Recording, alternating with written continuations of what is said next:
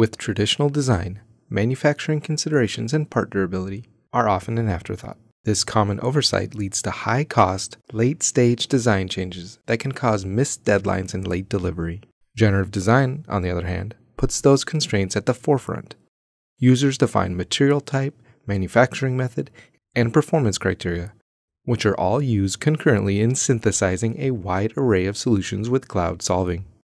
With the results returned, the designer can explore with filters, plots, visualizations, and can even compare outputs side by side.